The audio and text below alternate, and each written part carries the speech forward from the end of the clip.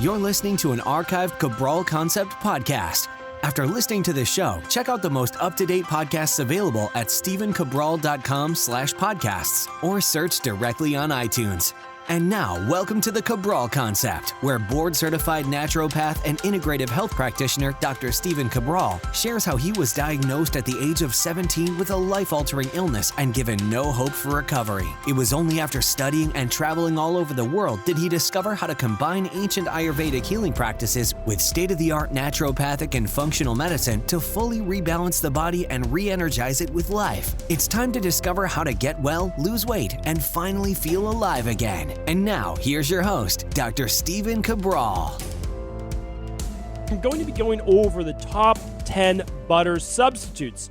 I want to go over why I'm giving these substitutes in our first place, what I think about butter in general, and then go over the top 10 that I have for you today, why I picked them out, and how to substitute them in all sorts of different recipes and your favorite foods. Plus, there'll even be some in there that your kids will like, that your spouse will enjoy as well. So one of the reasons why I'm talking about really replacing butter in the diet, at least on this specific show, is because we have so many people that are trying to eat more of a plant-based diet. Now, I'll say this, that in general, I think butter is one of the less harmful ingredients to have in your diet, if you don't go overboard, of course. And the reason is, besides those people that are a little bit more sensitive to cholesterol in food, there's not as much in particular casein, so the particular protein in butter itself. That's because it's predominantly a fat. Why that matters is this. Cow's milk dairy is absolutely the number one IgG food sensitivity in the world. That means that the majority of people have some type of reaction from a delayed response, at least what I've seen in my practice, to eating cow's milk-based products. Now, here's the interesting thing. They're reacting to the protein, mainly the casein-based molecule, inside of or I should say casein-based amino acid profile in cow's milk. And when you look at butter, it has very little protein. It has very little carbs. It's predominantly fat, which means there's less to react to. However, there's still a little bit of casein, so we still have to be aware of that. There's also still some digestive issues around butter. Some kids still get skin rashes, they can get eczema, things like that, etc. So we want to be aware of that. It is still very important. And then we have a lot of other people that, because of their ApoE genotype profile, they simply just don't do well with a lot of saturated fats. And butter, make no mistake about it, is a saturated fat. So for them, it creates more inflammation. It absolutely raises their LDL cholesterol level. It raises their total cholesterol profile as well. So for them, not as great. A lot of other people, okay. But there's still better alternatives for the most part, and I want to share those with you today. And then I'll just say the last part, we have many people inside of the community who want to be more plant-based. Now, maybe they're not 100% vegan. Maybe they're not 100% even vegetarian, moving towards maybe not being completely vegan, but they're having some honey and things like that as well. And they want substitutes. So that's what I want to share with you today. I want to make sure that really no matter who you are, there's not a lot of downside to eating more plants. There's just not. I mean, that's the thing. They provide the antioxidants, they provide the fiber, they provide the phytonutrients, they provide a lot of enzymes that you can't get anywhere else. So, okay, let's go over this today. We're going to give you some ideas. Start to think in your mind where you use butter right now. Do you have maybe some gluten-free toast or things like that you eat that you spread butter on? Do you put it on top of rice or grains or things like that in your diet? Do you put it on top of eggs or, meat or whatever you might be eating as well? Do you use it in a pan, meaning to coat the pan before you cook it? Let's see, do you use it in baking-based recipes? So those are just some of the ideas of where you might be using butter now. Well, let's think about this. There are alternatives, and there are other ways to do that, potentially even healthier for you. So the first one is the only non-vegan one that I want to share with you. The rest are going to be completely plant-based. Now, the reason I want to share with you is that there are a lot of people that could get benefit from switching from butter to ghee. And ghee is more of an Ayurvedic version of butter. What it is actually clarified butter.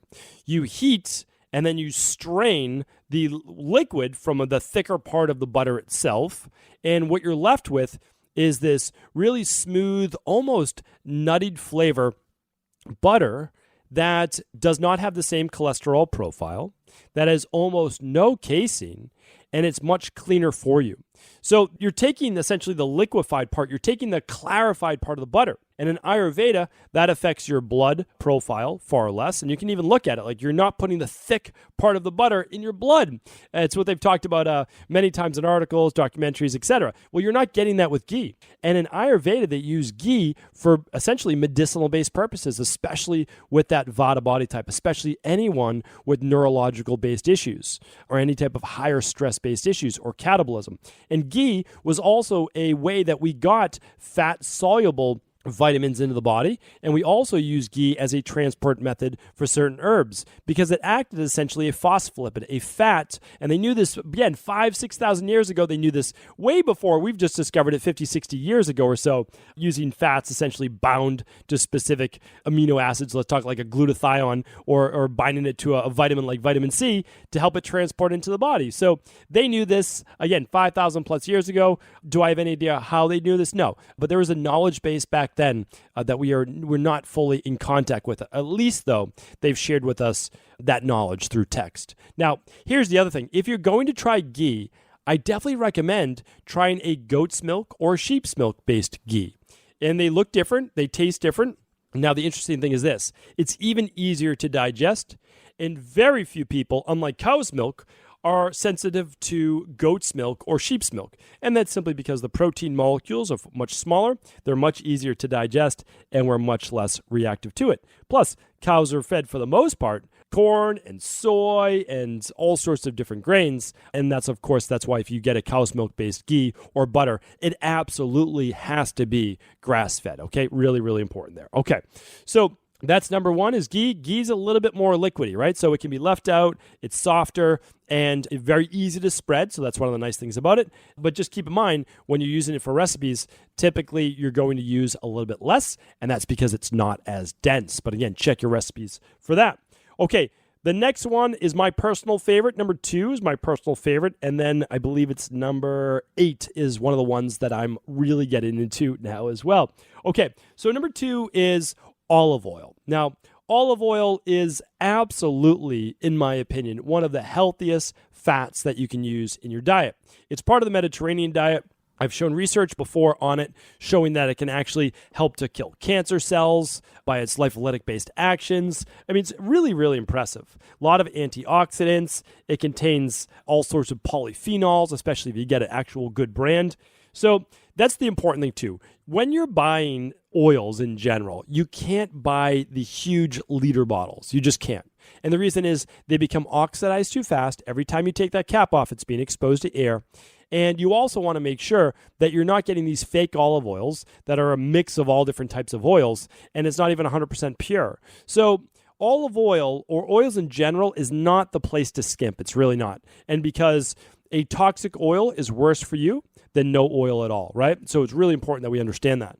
So you don't have to buy the most expensive olive oil in the world, but I do urge you to look for a cold pressed, a first pressed, a single like vineyard or origin, and that it's in a dark bottle and that it's organic. That's it. So if you look for organic, cold pressed, first pressed, and in a dark bottle, then you're going to have less of the oxidation, less of that free radical damage. And again, buy smaller bottles. That's all. And you just buy a bottle that you can use within a couple weeks. All right. So that's the best way to look at it. And whenever you use olive oil, better to add after you've already cooked the food. The reason is that olive oil is mainly a monounsaturated fat, which means that it does fine with low heat. It does fine with low to medium heat. It does not do well at high heat, okay? One of the reasons why they were able to get away with it in Mediterranean-type cooking and cuisine is they would always mix the olive oil with tomatoes, or they'd mix the olive oils with garlic. And now we know that the tomatoes contain lycopene and other antioxidants, and the garlic is obviously loaded with the same as well. So the antioxidant-based properties protect the oil from oxidizing. Antioxidants prevent oxidizing. So that's why they're good for our own body, and they're good for cooking as well. Okay, so if you use olive oil in a pan, low heat, maybe medium heat, low to medium. If you go there, then add a little bit of garlic, add a little bit of rosemary, something with some antioxidant properties to it, and do not let it burn, because then it's worse for you. All right, the next one, you can actually cook at a higher heat. So if you're someone that absolutely says, I need to put some type of oil in a pan, whatever it might be, coconut oil can be a good choice. And the reason is that it can be cooked at a higher heat and not break down. Now, the only reason it's able to do that is that it's a saturated fat, much, not exactly like, but like a ghee or a butter. So it's able to be cooked at a higher temperature because those bonds are saturated, which means they're all tied up. So coconut oil can be a nice one to cook with. You can absolutely use it in recipes. When you use it in baking, typically you're going to need to heat it up a little first. And the reason is that true coconut oil is going to be much more clumpy and not as consistent, so not as smooth. And that's okay. That's how you know you got a better coconut oil. Dr. Bronner's is one of my favorites, but there's a bunch of different brands of coconut oil out there that are great. So coconut oil, easy one. You can spread it on things. You can add it to vegetables afterwards. You can use it while cooking. Just keep in mind, if you are someone that is looking at or conscious of your saturated fat intake, that's going to be one just with more saturated fat. Again, not a lot of people have to worry about this as much, but some people certainly do. And again, I have the clinical data, as do many other practitioners, to back it up that not everyone does well with a high amount of saturated fat in their diet. Specifically, those people with an ApoE genotype of a 3, 4, or 4 specifically. So coconut oil can be an excellent one. All right, then we have mashed avocado. Now, mashed avocado, people are adding to everything, right? It's a great spread. You can use it, of course, it's now famous for artisan-based toast. So avocado toast is now, I think, officially made it all over the world. So there's that, but also people are adding to all sorts of different dishes with a little bit of like avocado mashed on the side with rice or something like that. So it can be really nice. And besides adding some mashed avocado to a dish or your favorite gluten-free toast, whatever it might be, avocado oil could also be used. So avocado oil can be added to your vegetables after meal and really used much the same way as olive oil, because again, it is a monounsaturated fat, so you can't really cook with it. You have to cook with it on low. You have to be careful with avocado oil. And I don't really recommend cooking avocados too much because they oxidize and brown quite quickly. So they're not quite as delicious that way. So really nice for after the meal. And something, especially if you like an avocado oil, that flavor, that taste profile may be really nice. Again, the same holds true for olive oil as avocado oil. Look for the same exact parameters: the dark bottle, the smaller bottle, the first pressed, cold pressed, organic. All right, the next one is hummus. Hummus is a really healthy spread that you can add to many dishes. Hummus is simply, you can make it in many different ways, but the base is going to be, for the most part, chickpeas. You may see chickpeas sometimes referred to as garbanzo beans. That's Garbanzo. They are one and the same, two different names. And then from there, sometimes tahini is added to hummus. That's essentially made from ground sesame seeds. Well, you can make it without nuts and seeds, absolutely possible. And you can simply take out that tahini or that tahini paste as well. Typically added as well is an antioxidant, such as an acid like lemon juice. Garlic is often added, sometimes different flavors. I mean, people add roasted red pepper, they'll add fresh garlic, they'll add some sea salt, and usually there is olive oil in there to mix. So, I mean, again, super potent in terms of antioxidants, a lot of fiber, there's good protein in it. It's something that we definitely recommend people start to add to their diet for a little bit more healthy protein, for some good fiber, some nice antioxidants in there if they're interested in doing that. I mean, you could put it on a salad. It has a great nutrition profile to add to additional foods. And again, I'm not a big advocate of eating a lot of bread, but this is another nice spread that you could put on as well. But it can go with pretty much any dish. My wife and I, my family, are big fans of Mediterranean-based cuisine, but also Greek and Middle Eastern-based cuisine as well.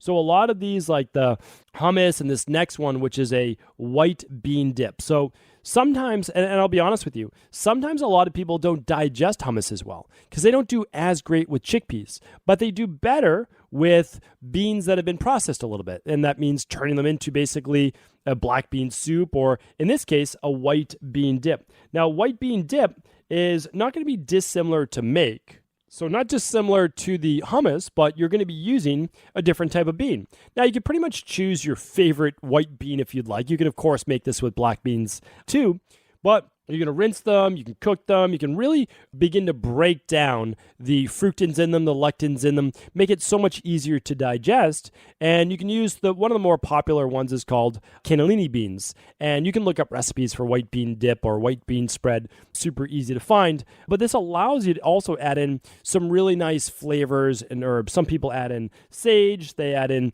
maybe some cilantro, not as much, but sometimes for sure. In some of the dishes that I've seen, you're definitely going to be using olive oil with this. A lot of times you'll add in maybe a little bit of spice, such as a little cayenne, and you can really make it your own. So you can add the flavor profiles. Think of it this, like your hummus is your garbanzo beans or your chickpeas as the base. And then you have your cannellini beans or a white bean. From there, you can make it your own. Like you can make the flavors. Besides adding the olive oil, you can add what you like. You don't like garlic? That's okay. Don't add garlic. You like a little bit more lemon? Add lemon. You like some roasted red peppers? Great. Add that. So that's the nice thing. You can add spices that you like to really make it your own. And as we've learned before, a lot of these herbs and spices are what actually give you those antioxidants and a lot of the healing-based properties in these foods. So white bean dip, again, I would say it's even more digestible than the hummus and can be excellent for you as well. All that fiber, good protein in there, really nice nutritional-based profile.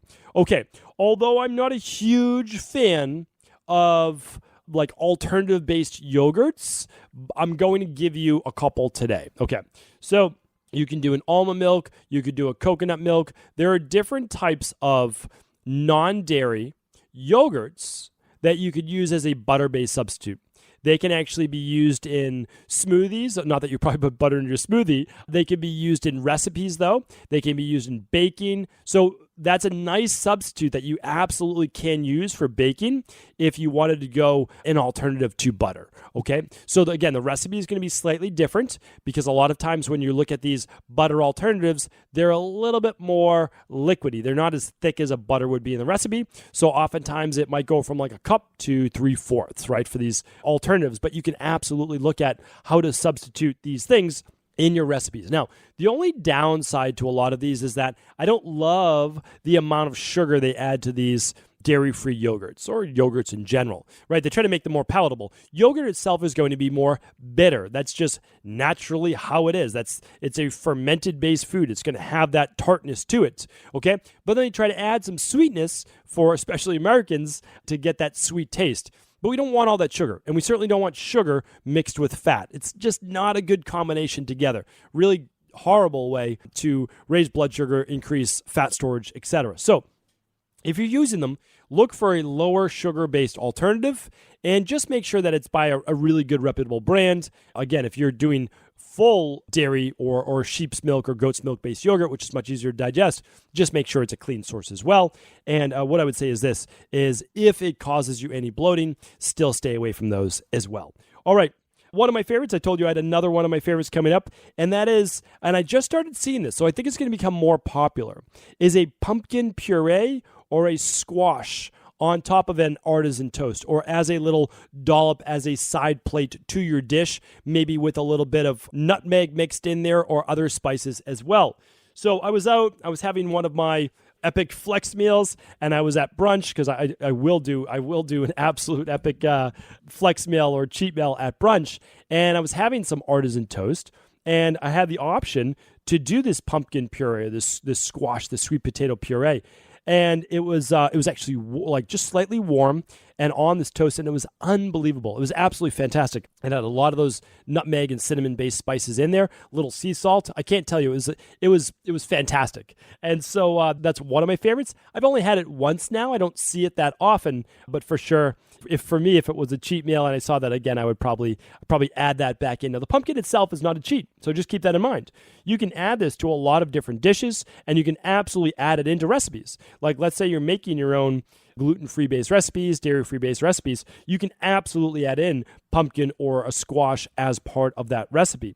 So definitely a great butter substitute. And the pumpkin itself or the squash itself is very healthy, right? A lot of vitamin A, a lot of vitamin C, a lot of great nutrients in there. It's simply the toast that I was eating, the bread itself, that was not necessarily the healthy part. And that wasn't the only thing. I have to say that I had quite a few other things at that meal, which made it my cheat meal. All right, so that's a great one. We can look to that. Now, this one we do quite often in my house. If we're making rice, we like to use either a bone broth or you can use a vegan-based substitute, which would be a vegetable-based broth. Now, of course, you could use a chicken broth too if you wanted to, okay? So bone broth, vegetable broth, some type of stock. And you use that instead of the water to cook your rice. Now, why would you do that? Well, you get to actually have your child or yourself get to have the benefits of the broth, which contains a lot of can contain a lot of vitamins and minerals and other factors such as glycine, which is great for the gut, great for the calming-based inhibitory neurotransmitters to relax your body, and good for the overall nervous system as well. So really, really nice to be able to add in there, but it gives the rice or whatever type of grain that you might be cooking, a rice type grain, a quinoa, etc. It gives you more of the nutrients, but more flavor, right? So you get to absorb and you soak up all of the bone broth flavor or vegetable broth flavor into that rice. So now you don't need to daub on all of that butter on top of it. You could actually just add maybe a little extra olive oil if you wanted to, but you don't have to because you just have all the flavor there. Maybe add a little bit of sea salt on top and you're good to go. So really nice as part of maybe you're doing a healthy stir fry or you're just cooking some grains. Great one. You can skip the butter and you can just add the vegetable broth or the bone broth. Really, really nice. And last but never least is we have our nut and seed-based butters. So an easy way, and even I would say a healthier way of to replace butter is to add in some of these nut and seed-based butters. So you can add these in for recipes. You can add these on top of that toast as we've been talking about today. And of course, you're not going to cook with them necessarily in a pan, but they can be great substitutes in recipes as well. So typically, people are going towards almond butter or peanut butter. I'm not a huge advocate of peanut butter because it contains, without a doubt, probably the most amount of toxins, the number one being aflatoxin, which is a mold. So yes, almond butter can be totally fine, but I love to get a little bit more creative with it. And I like to go for sometimes more of the easier to digest ones or others that might have an even better nutrient-based profile. My favorite, without a doubt, to use is pumpkin seed butter. It's a green nut butter, so that's maybe takes a little getting used to. But that green nut butter is contain a lot of great iron, a lot of great zinc, so it's a good one to add as well. I've also talked before about tiger nut butter, not as easy necessarily to get and actually not a nut at all itself, but one that tastes very much like that, that's much easier to get at your local grocery food store is walnut butter. So if you get a chance, check out walnut butter as well. Walnuts are probably the nut with the highest omega-3 content profile to it. An excellent one too would be pecan butter, just if you're looking for something different. These have a really nice flavor to them. They've got a lot of great fiber, a lot of great antioxidants. So you just want to look one, if possible, that's raw. So you don't necessarily want to get nut butters that have been heated up, that have been oxidized, much the same way we've been talking about today, that you don't want to heat up a lot of your oils in general. Very few oils are safe with heat, and that is why most oils are best done at low temperatures or added after the food's already been cooked, so that you don't build up free radicals or oxidation as you eat those foods, which causes free radical damage inside of the body. So the last tip that I want to give you is this: never, ever eat butter substitutes that contain things like soy oil, safflower oil, or margarine. And here's why. You do not want to take a vegetable oil that's essentially a polyunsaturated fat and turn it into a solid. It is one of the worst things that you can put in your body. All of these brands are marketed as, oh, it's vegetable oil, it's plant-based. Please do not fall for that marketing. These are not healthy for you. They are dangerous. Margarine, which contains high levels of trans fat, these are highly oxidative. They do massive damage inside of the body. So stick with your more natural-based ones that we spoke about today. You can actually see them essentially in nature. You can turn them into a great butter alternative. Hopefully today's show was helpful. If it was, as always, please do feel free to share this show with anyone you believe it could serve. Take care, everyone. I want to sincerely thank you for your support of this podcast. I couldn't do it without you, and I mean that. I truly do. I also want to make sure you knew that we now have multiple ways for you to find your answers to the most difficult health, wellness, weight loss, and anti-aging questions. You can find podcast-specific topics like thyroid, adrenal, hormones, sleep, digestion, Ayurveda, and many more at stevencabral.com/podcasts that will then link you to your favorite Apple, Spotify, and other podcast players. Plus, all new podcasts and weekly exclusive video content is being added to our YouTube channel at youtube.com/Stephen Cabral. And that's Stephen with a PH. Head on over and subscribe so that you don't miss any of the exclusive content. Lastly, if you've ever found any of my podcasts or books to be helpful, I would really appreciate it if you could leave a review on iTunes or your favorite media player for the podcast. Rating and subscribing to the YouTube and podcast allow me to reach more and more people and help spread my mission of healing throughout the world. Thank you again for being a part of this movement.